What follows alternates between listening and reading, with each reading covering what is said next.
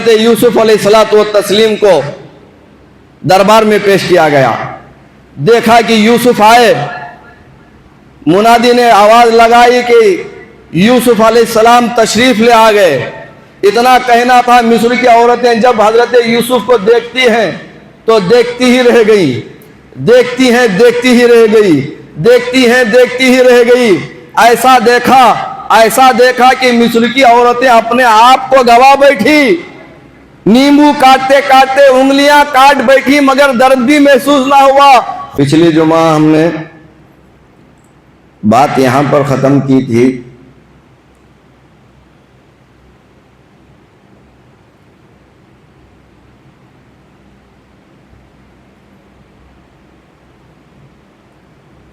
پچھلی جمعہ کہاں پر بات ختم کی تھی ہم نے؟ نہیں, اصحاب کہف کا تیسرا جمعہ.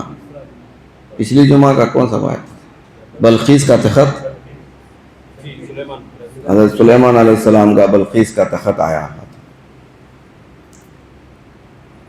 حضرت سلیمان علیہ السلام کی ولی کی بات ہو رہی تھی. یہ پورے اولیاء کی بات ہو رہی ہے, مگر اولیاء, میرے نبی کے اولیاء اور دوسرے نبیوں کے اولیاء, دونوں کو مل کر بات ہو رہی ہے. حضرت سلیمان علیہ السلام کے ولی آصف بن برقیہ. آج ہم آپ سے یہ کہنا چاہتے ہیں کہ یوسف علیہ الصلوۃ والتسلیم کے ولی کون ہیں؟ سلیمان علیہ السلام کے ولی آصف بن برقیہ, جنہوں نے تخت بلقیس لایا. آج عنوان یہ ہے کہ حضرت یوسف علیہ الصلوۃ والتسلیم کے ولی کون ہیں. ان کے والد محترم یعقوب علیہ الصلوۃ والتسلیم, ان کے والد محترم حضرت اسحاق, ان کے والد حضرت ابراہیم علیہ الصلوۃ والتسلیم.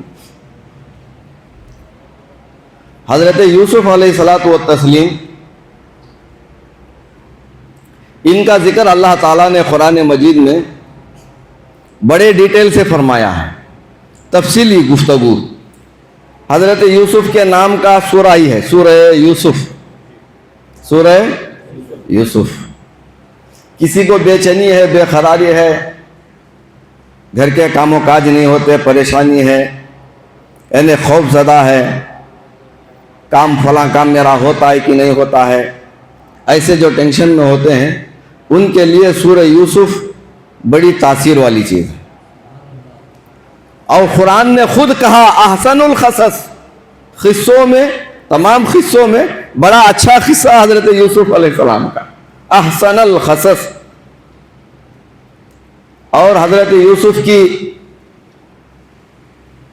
بڑی کرامت کیا ہے, ان کی بڑا معجزہ ان کا کیا ہے؟ خوابوں کی تعبیر ان کا معجزہ ہے. اور انہوں نے جو راشن ختم ہو گیا تھا, قحط سالی آ گئی تھی, بڑی اچھی تجویز سے انہوں نے اس قحط سالی کو بھی دور فرمایا تھا.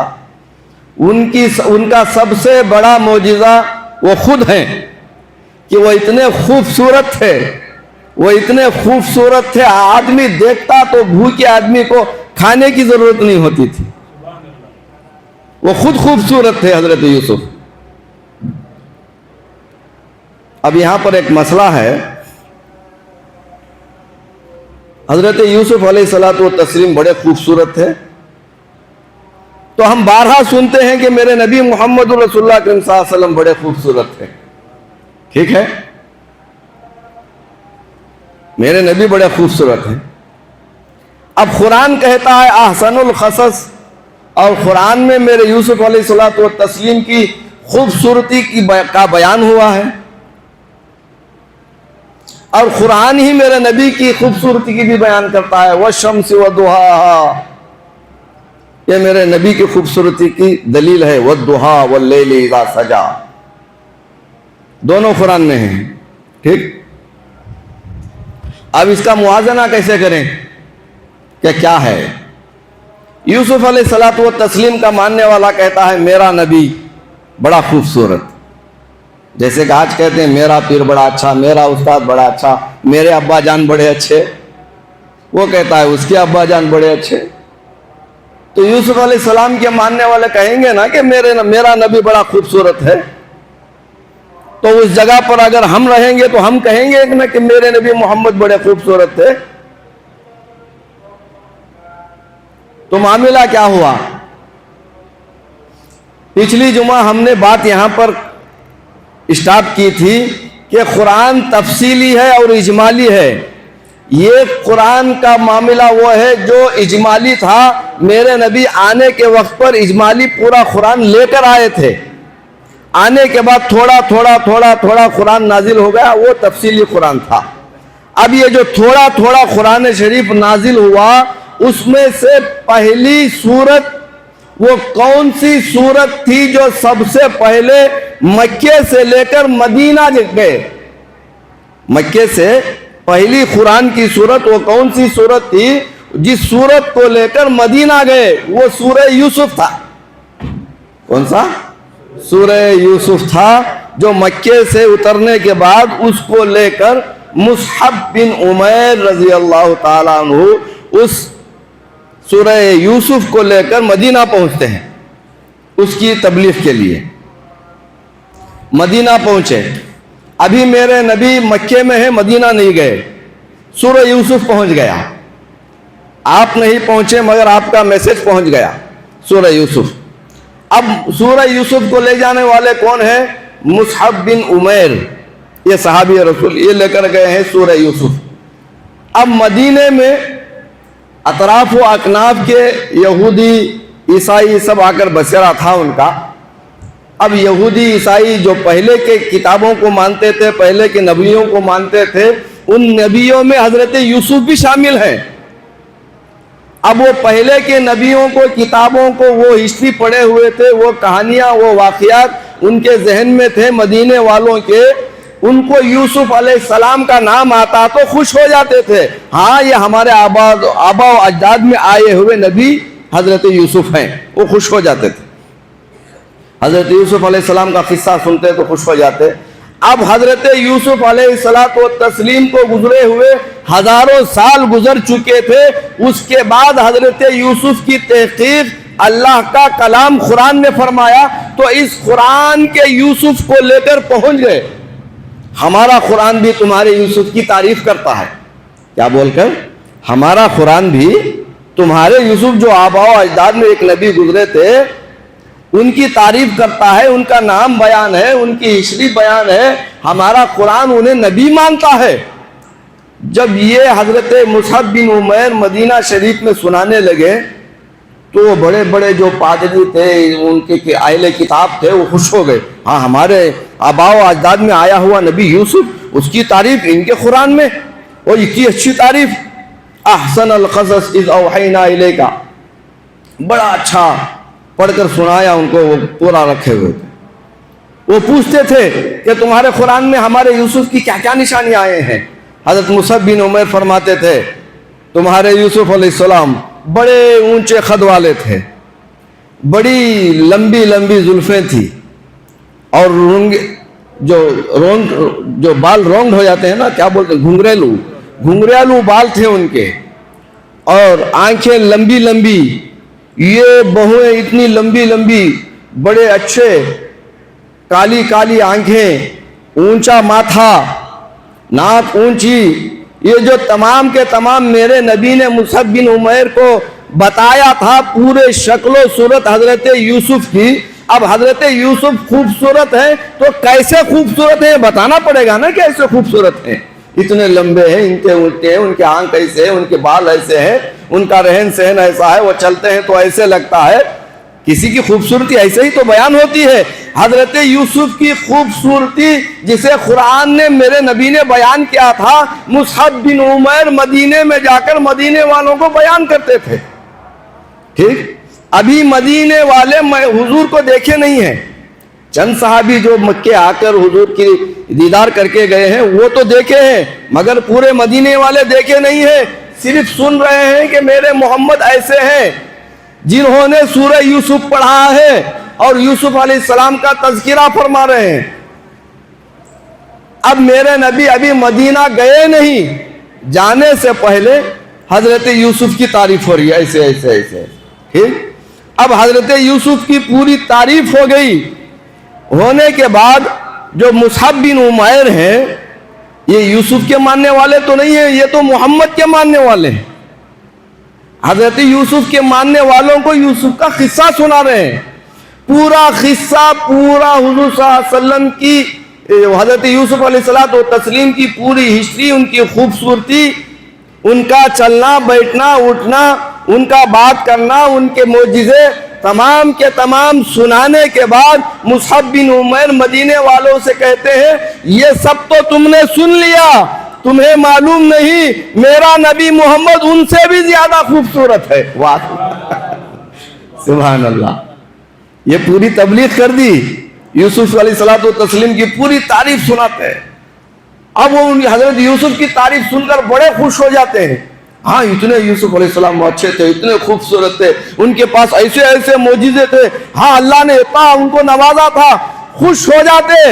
تو آخر میں کہتے سب سن لیا آپ نے, سمجھ میں آ گیا؟ ہاں سمجھ میں آ گیا. تو تمہارے یوسف سے بھی میرے نبی محمد اور زیادہ خوبصورت ہیں. ہاں اب تو وہ حیران رہ جائیں گے. جس زبان سے یوسف کی تعریف سنی تھی اسی زبان سے محمد, جنہیں ہم نے دیکھا نہیں ہے. اب ذرا انصاف سے بتاؤ ان لوگوں کے دلوں میں کتنی تشنگی پیدا ہوئی ہوگی محمد کو دیکھنے کی. یوسف علیہ السلام کا قصہ انہوں نے پہلے بھی سنا تھا, کتابوں میں بھی پڑھا تھا, اپنے اپنے بڑے بڑے علماء سے بھی سنا تھا. بعد میں دیکھا کہ محمد کا ماننے والا بھی یوسف کی تعریف کر رہا ہے. اب جب یہ سب سننے کے بعد محمد کا ماننے والا آخری بات کہتا ہے کہ تمہارے یوسف سے بھی زیادہ خوبصورت میرا نبی محمد ہے. یہ بات تو ہو سکتی ہے کہ اگر اس وقت پر محمد صلی اللہ تعالی علیہ وسلم نہ ہوتے اور محمد گزر گئے ہوتے. اب مصعب بن عمیر کہتے کہ یوسف علیہ السلام سے زیادہ میرے محمد خوبصورت ہیں, تو سننے والے یہ سوچ سکتے تھے کہ یہ محمد کے فیور میں بول رہا ہے, ہو سکتا ہے کہ خوبصورت تھے بھی یا نہیں بھی, مگر بات ایسی نہیں ہے, محمد ہے, آج چاہے تو جا کر دیکھ سکتے ہیں. یوسف تو گزر چکے تھے, ان کی تعریف ہو رہی ہے, محمد کو آئیڈینٹیفائی کر سکتے ہیں اس لیے کہ مکے میں موجود ہے. جھوٹ تو بول نہیں سکتے, اس لیے کہ ابھی موجود ہے, ویریفائی کر سکتے ہیں. اب اس ویریفائی کرنے کے لیے ان کے دل بے چین ہیں.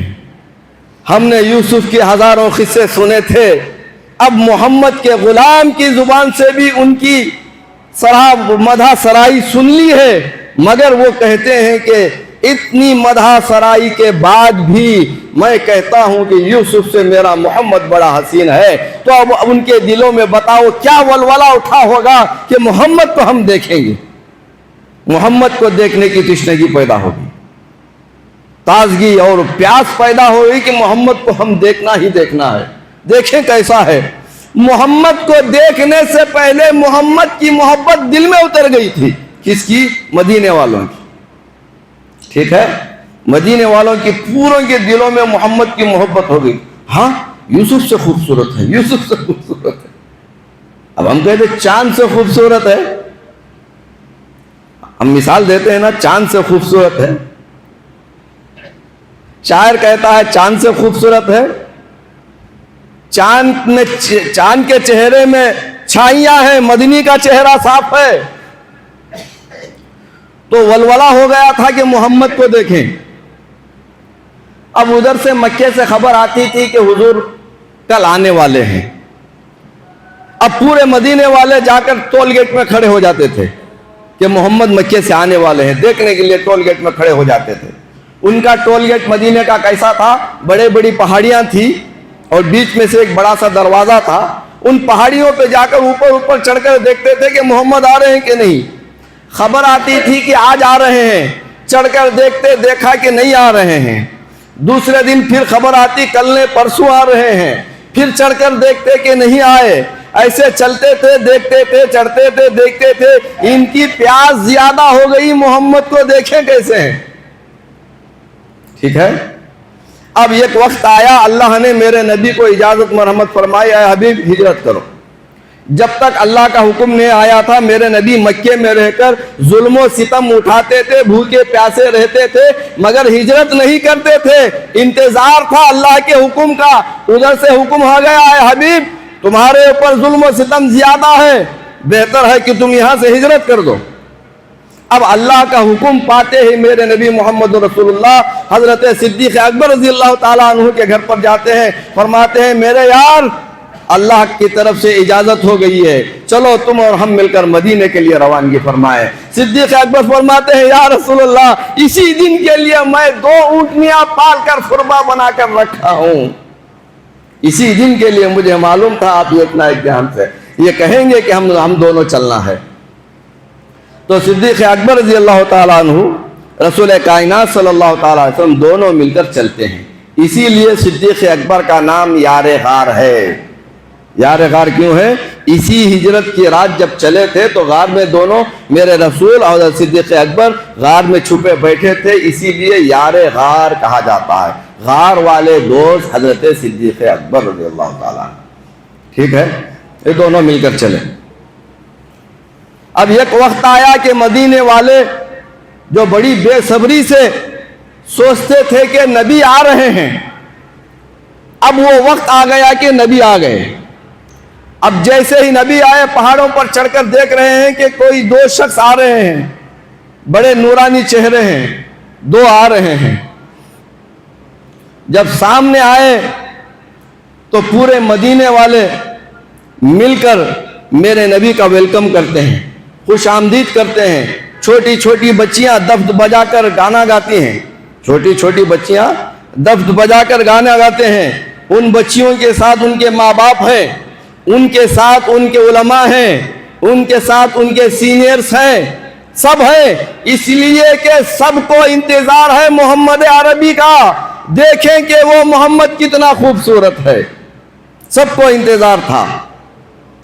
اب جب محمد کریم آ گئے تو سب نے آپ کو بڑے خوشخبری کے ساتھ خوش آمدید کہا، مگر کسی بچی نے کسی عالم سے جا کر فتویٰ نہیں پوچھا کہ محمد آ رہے ہیں، محمد کے ویلکم کے لیے ہم دف بجا کر ان کو ویلکم کریں، خوش آمدید کریں کیا نہ کریں، یہ نہیں پوچھا۔ کیوں؟ اس لیے کہ محبت میں فتویٰ نہیں ہوتا، جہاں محبت ہوتی ہے وہاں فتویٰ نہیں ہوتا۔ کسی نے جا کر نہیں پوچھا کہ ان کو کیسے کہا جائے، یہ محبت کی دل آورگی تھی۔ کوئی دف بجاتا تھا تو کوئی اپنے دامن کو جھاڑتا تھا کہ یہ محمد آ گئے، سبحان اللہ۔ آپ نوشا کو پنکھا ہلاتے ہیں نا، گرمی نہیں رہی تو بھی ہلاتے ہیں کیا؟ نہیں، گرمی کو ہلاتی کہ نہیں رہی تو ہلاتی ہے؟ نہیں رہی تو بھی ہلاتی کہ چپ کیا ہلاتی ہے؟ ہاں، کیوں؟ ہاں، یہ اس کا اعجاز ہو، نوشا ہے، یہ نوشا ہے، اس لیے ہلاتے ہیں نا۔ اس لیے میرے نبی محمد آئے تو اپنے دامنوں سے ایسے ہلاتے تھے، آپ آقا ہیں ہم غلام ہیں، آپ آقا ہیں ہم غلام ہیں، یہ بتانے کے لیے ایسا کرتے تھے۔ ویلکم آئے، اسی وقت ان بچیوں نے یہ پڑھا تھا طلع البدر علینا من ثنیات الوداع وجب الشکر علینا ما دعا للہ داعی۔ اب ایسے جلوس کی شکل میں محمد عربی کو مدینے میں لایا گیا۔ اب یہاں سے جلوس ثابت ہوتا ہے میرے نبی آقا محمد بن کر آ رہے ہیں، اور پورے مدینے کے لوگ آپ کے ارد گرد دف بجا کر یہ گا رہے ہیں طلع البدر علینا من ثنیات الوداع۔ جلوس کی شکل میں میرے محمد عربی کو لاتے ہیں۔ لانے کے بعد اب مدینے والے حیران رہتے ہیں۔ ہم نے کتابوں میں سنا تھا، پڑھا تھا کہ یوسف علیہ الصلوۃ والتسلیم کو مصر کی عورتیں دیکھ کر اپنی انگلیاں کاٹ لی تھی۔ ہاں، وہ خوبصورت یوسف تھا، اس کی خوبصورتی میں محو ہو کر عورتوں نے انگلیاں کاٹ لی تھی، مگر یہ محمد وہ ہے عورتیں انگلیاں کاٹنا تو دور کی بات ہے، یہاں مردیں اپنی گردنیں کٹانے کے لیے تیار ہے، ایسا محمد ہے۔ یوسف علیہ الصلوۃ والتسلیم پر حضرت زلیخا نے الزام لگا دیا تھا کہ یہ میرے اوپر حاوی ہو گئے ہیں، یہ میری محبت میں گرفتار ہو گئے ہیں، مجھے پانا چاہتے تھے۔ زلیخا نے الزام لگا دیا تھا۔ اب حضرت یوسف علیہ الصلوۃ والتسلیم اپنی نبوت کا ابھی پرچار نہیں کیے ہیں، غلام بن کر ہیں، خریدے ہوئے غلام تھے حضرت یوسف، خرید کر لے گئے تھے، غلام بن کر ایک بادشاہ کے محل میں ہیں۔ بادشاہ کے محل میں کیا بن کر ہیں؟ غلام بن کر ہیں، خریدے ہوئے غلام ہیں نا، ابھی واقعہ پڑھیں گے تو پتہ چلا، غلام بن کر ہیں، مگر ہے نبی، ابھی نبوت ظاہر نہیں ہوئی۔ نبوت کب ظاہر ہوگی؟ جب کوئی معجزہ دکھائیں یا اپنی زبان سے اللہ اور اس کے رسول کی تبلیغ کریں، تب نبوت ظاہر ہوتی ہے۔ نبی ہے مگر غلام بن کر ہیں۔ اب اس غلامی کے معاملے کے وقت پر اس زلیخا نے جھوٹا الزام حضرت یوسف پر لگا دیا تھا کہ یہ میرے اوپر محبت کرتے ہیں، ٹھیک ہے۔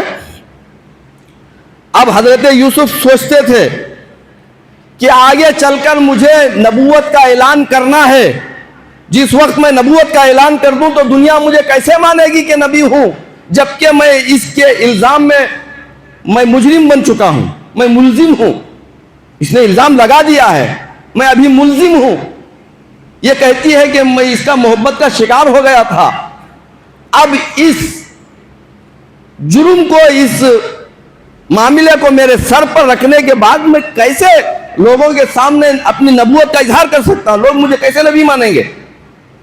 یہ ان کی ذہن میں سوچ تھی یوسف علیہ السلام کے، دل میں ایک کشش تھی، یہ چبھتا تھا کہ یہ زلیخا نے مجھ پر الزام تو لگا دیا ہے، یہ مجھے معلوم ہے الزام ہے، اسے معلوم ہے الزام ہے، میرے اللہ کو معلوم ہے کہ الزام ہے، دنیا تو کہتی ہے کہ میں گنہگار ہوں۔ اب میں اپنی نبوت ظاہر کرنا چاہتا ہوں، میں نبوت دکھانا چاہتا ہوں، اللہ کی طرف لوگوں کو بلانا چاہتا ہوں، کیسے بلاؤں جبکہ میں خود ان لوگوں کی نظروں میں مجرم ہوں؟ اب کیا کروں؟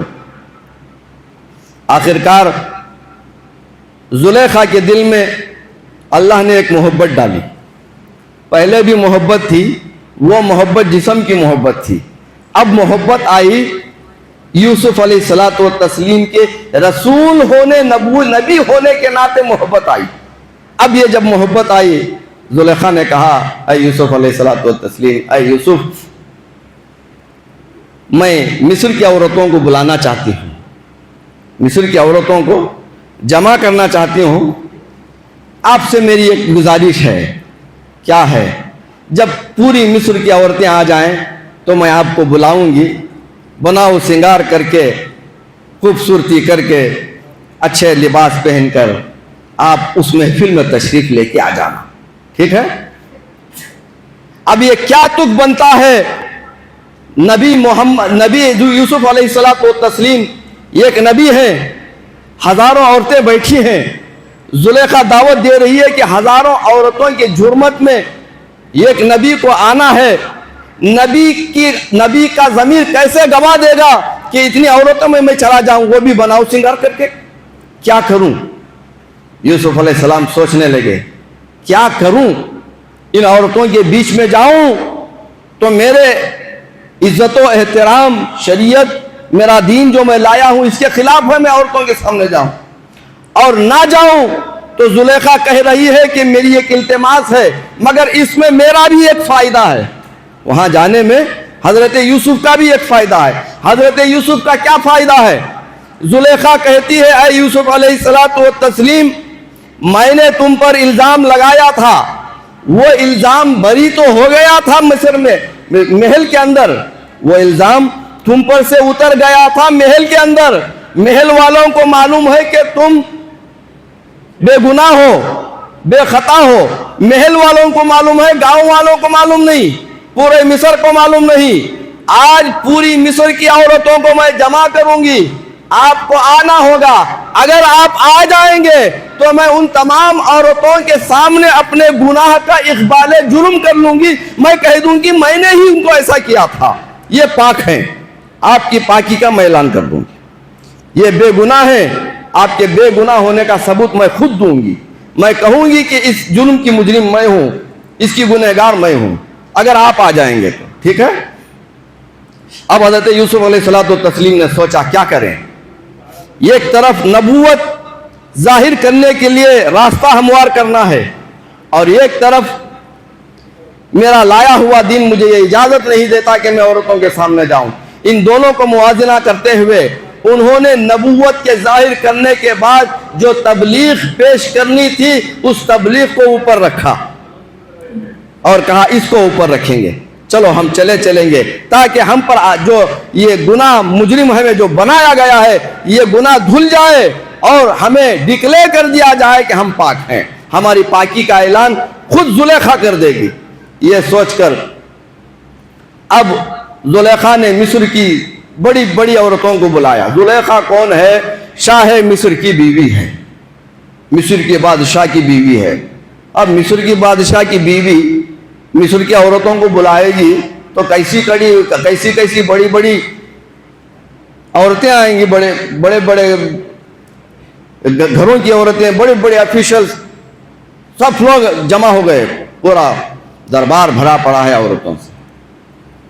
اب حضرت یوسف علیہ الصلوۃ والتسلیم پہلے ہی خوبصورت ہیں اور بناؤ سنگار ہو رہا ہے. پہلے ہی بڑی خوبصورت ہیں حضرت یوسف, اور بھی بناؤ سنگار کر کے پورا اتر وتر لگا اچھا شامہ پہن کر, امامہ پہن کر, وائٹ سبز امامہ,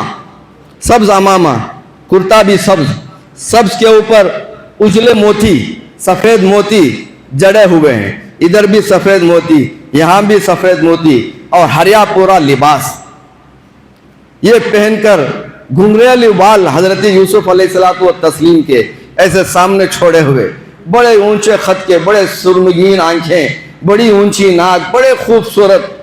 اب عورتیں بیٹھی ہیں, اب ان کو کوئی کام تو دینا ہے کہ صرف انتظار میں بٹھانا ہے. کام دینا تھا. سب کے ہاتھوں میں ایک ایک نیمبو دے دیا گیا اور ایک ایک چھری دے دی گئی, اس نیمبو کو کاٹتے رہو, یوسف آئیں گے, یوسف کو دیکھ لو. اب مصر کی عورتیں نیمبو کاٹ رہے ہیں, ہر عورت کے ہاتھ میں ایک ایک نیمبو ہے, ایک ایک چھری ہے. عین اس وقت پر حضرت یوسف علیہ الصلوۃ والتسلیم کو دربار میں پیش کیا گیا. دیکھا کہ یوسف آئے, منادی نے آواز لگائی کہ یوسف علیہ السلام تشریف لے آ گئے. اتنا کہنا تھا, مصر کی عورتیں جب حضرت یوسف کو دیکھتی ہیں تو دیکھتی ہی رہ گئی. ایسا دیکھا کہ مصر کی عورتیں اپنے آپ کو گوا بیٹھی, نیمبو کاٹتے کاٹتے انگلیاں کاٹ بیٹھی, مگر درد بھی محسوس نہ ہوا. خون جا رہا ہے انگلیوں سے, عورتوں کو درد محسوس نہیں ہوا. یوسف علیہ الصلوۃ والتسلیم کی خوبصورتی میں گم ہو گئے. اب جب گم ہو گئے, عورتوں نے کاٹ لیا. زلیخا تو گم نہ ہوئی تھی, اس لیے کہ زلیخا پہلے ہی گم ہو چکی تھی. اسے معلوم تھا کہ اس گم ہونے کے بعد باہر نکلنے کا راستہ کون سا ہے. حضرت زلیخا باہر نکل گئی تھی. کہا یوسف آپ یہاں سے تشریف لے جائیں, ورنہ یہ عورتیں ابھی انگلیاں کاٹ رہے ہیں, ابھی تھوڑی دیر میں گردنیں کاٹ لیں گی. حضرت یوسف علیہ الصلوۃ والتسلیم تشریف واپس لے گئے. اس کے بعد حضرت زلیخا کھڑی ہو گئی. کہا یہ جو یوسف کو تم نے دیکھا ہے اور پورے مصر میں جو یہ خبر پھیل رہی ہے کہ یوسف نے مجھے محبت کیا تھا, نہیں ایسا نہیں, وہ اللہ کا محبت کرنے والا ہے. اس نے محبت نہیں کیا تھا بلکہ میں نے اس سے محبت کی تھی. یہ میری محبت تھی, اس گناہ کی مجرم میں ہوں, وہ نہیں, وہ پاک باز ہے, وہ اللہ کا بندہ, وہ بڑا پاک باز اللہ کا نبی ہے. اس کے اوپر کوئی گناہ و خطا نہیں ہے. اس جرم کی مجرم میں تھی, میں نے ایسا کیا تھا. تو تب عورتیں کہتی ہیں, ہاں زلیخا تم نے اتنے اچھے انسان پر گناہ کا الزام لگا دیا. तुम क्यों ऐसे की मोहब्बत में गिरफ्तार हो गई, ये कह रहे थे तमाम औरतें। तो हजरत जुलेखा खड़ी हो गई, कहा मैंने तुम सबको आज इसलिए यहाँ बुलाई थी, बुलाने के बाद हजरत यूसुफ को इसलिए बुलाई थी कि तुम भी देख लो कि इसको देखने के बाद वो कौन सा इंसान है जो अपना दिल इसके लिए निछावर ना करे। जब तुम मिस्र की औरतें होकर अपनी उंगलियां काट सकती हो तो मैं शाह मिस्र की बीवी होकर अपना दिल उसे क्यों नहीं दे सकती। जबकि ऐसा यूसुफ है जिसने अल्लाह ने यूसुफ अलैहिस्सलाम को इतनी खूबसूरती से नवाजा है। अब हजरत यूसुफ अलैहिस्सलाम तस्लीम पर जो इन्होंने झूठ बांध रखा था कि इन्होंने मोहब्बत की थी, उसका खुलासा हो गया कि यूसुफ ने नहीं मोहब्बत की थी बल्कि इसकी गुनहगार खुद जुलेखा थी। सबको मालूम हो गया। मालूम होने के बाद सब औरतों ने कहा, ऐ जुलेखा तू कितनी झूठी है, तूने इस पर इतना बड़ा लाछन लगाया, ये इतना मासूम अल्लाह का नबी इतना प्यारा, इसके ऊपर तूने ऐसा लगाया। तो उसके बाद औरतों ने ही बात किया, ये इतना प्यारा है जुलेखा, क्या हमने अपनी उंगलियां काट ली तो जुलेखा अपना दिल निकाल कर रख दी, तो इसमें कोई खता नहीं, ये है ही ऐसा जिस पर निछावर किया जाए। मदीने वाले जब इन तमाम चीज़ों को मुसहब बिन उमैर रजी अल्लाह ताला अन्हु जब हजरत यूसुफ अलैहिस्सलातु तस्लीम का ये वाक़या मदीने में सुनाते हैं, हजरत यूसुफ अलैहिस्सलातु तस्लीम की ये खूबसूरती बयान करते हैं, सूरह यूसुफ हजरत मुसअब बिन उमैर पढ़कर उनके सामने उसकी तफसीर करते हैं, सबके जहनों में ये था कि हमारे बाप दादा व बाबो अजदाद में एक नबी आया था जिसका नाम यूसुफ बड़ा अच्छा बड़ा खूबसूरत था, हमने ये सुना था। बाद में देखा मोहम्मद आ गए, जब मोहम्मद को देखा तो कहा ये वो मोहम्मद है जो ऐसे मोहम्मद पर हजारों यूसुफ कुर्बान हो जाए, ये वो मोहम्मद है जिस पर हजारों यूसुफ कुर्बान हो जाएं।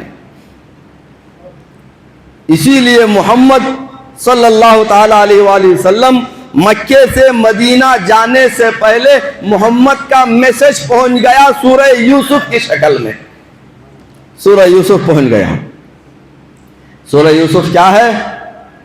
सूरह यूसुफ ये है, दिल की बेचैनी हो, दिल का बेकरार हो, दिल में परेशानी हो, कोई बड़ा काम करना है, होगा कि ना होगा परेशानी है, ऐसे ही वहशत है, जेब में लाखों रुपए हैं, दिल में वहशत है, परेशानी कोई नजर आती नहीं फिर भी दिल में वहशत है, काम बड़े हैं, उन कामों के करने के लिए हमारे पास पैसा मौजूद है मगर दिल में एक परेशानी और लाख अंधेरा है दिल में कि ये होगा कि ना होगा। इसलिए फरमाते हैं अगर ऐसा है तो सूरह यूसुफ पढ़ो, अगर ऐसा है तो सूरह यूसुफ पढ़ो, अल्लाह ताला सूरह यूसुफ की बरकत से तुम्हारे दिल में नूर पैदा फरमाए।